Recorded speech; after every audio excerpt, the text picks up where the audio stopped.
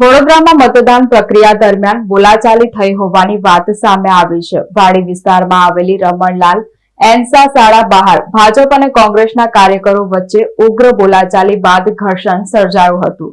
ઘર્ષણ થતા મતદાન મથક પર અફરાતફરી મચી ગઈ હતી। સ્થાનિક સ્વરાજની ચૂંટણીમાં વડોદરાના વોર્ડ નંબર 14માં વિવાદ ઉગ્ર બન્યો હતો। ઉમેદવારો વચ્ચે આક્ષેપ પ્રતિ આક્ષેપ બાદ રાજકીય તણાવ વધ્યો હતો। નાની માર્કેટ બૂથ ખાતે બંને પક્ષ વચ્ચે ઝપાઝપી થઈ હતી। કોંગ્રેસના તીર્થ બ્રહ્મભટ્ટ અને ભાજપના સંતોષ ગરુડ સામસામે આવ્યા હતા। બંને ઉમેદવારો વચ્ચે ઘર્ષણ થતા મામલો વધુ ઉગ્ર બન્યો હતો। જ્યારે વાડી વિસ્તારમાં આવેલી રમણલાલ એન્સા શાળા બહાર ભાજપ અને કોંગ્રેસના કાર્યકરો વચ્ચે ઉગ્ર બોલાચાલી બાદ ઘર્ષણ થતા મતદાન મથક પર અફરાતફરી મચી ગઈ હતી। કોંગ્રેસ ઉમેદવાર તીર્થ બ્રહ્મભટ્ટે આક્ષેપ કર્યો છે કે બીજેપીના કાર્યકર્તાઓ દ્વારા તેમના પર હુમલો કરવામાં આવ્યો હતો। આ બનાવના પગલે મતદાન મથક પર પોલીસે તાકીદે સ્થળ પર દોડી જઈ સ્થિતિ થાળે પાડી હતી। ડીસીપી અભિષેક ગુપ્તા સ્થળે પહોંચી તપાસ હાથ ધરી હતી।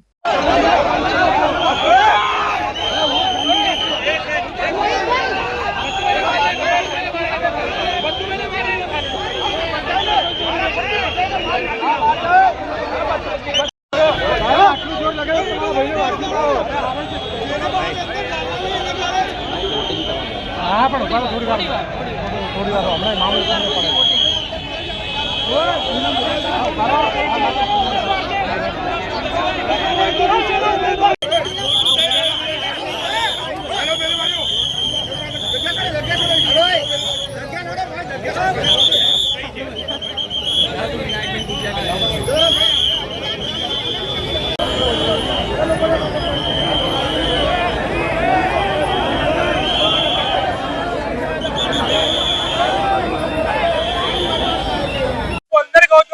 કાર્યકર્તાને મળવા માટે મારા અંદર બૂથને મળવા માટે ત્યારે ભાજપના સંતોષ ગરુડ જે તારો ધંધો કરે છે કરતો હતો એ વ્યક્તિએ મારી પર હુમલો કર્યો।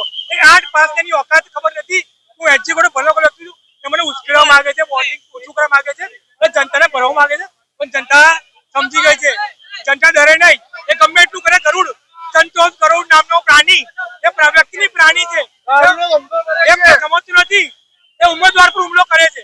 લોકોની માનસિકતા છતી જાય છે કે આ ઉમેદવાર પર હુમલો કરી ધક્કામધક્કી કરે છે, પૂરતા ખેંચે છે, મારામારી કરે છે। એ પણ બૂથમાં પોલીસનું પ્રેક્ષક બનીને બેઠી છે, પોલીસનું ઉપરાણું ખેંચીને બેઠી છે। ભાજપ ઓલ ઓવર ટિકિટ આપે છે, ભાજપ ઓલ ઓવર ટિકિટ આપે છે કે જનતાની સેવાની મારામારી કરશે। તત્વોને ટિકિટ આપે છે ભાજપ। જનતા એવા જમાના જરૂર છે, હવે જનતાએ પાડીને મતદાન કરવું છે ને ભાજપને પાડી દેવું જોઈએ।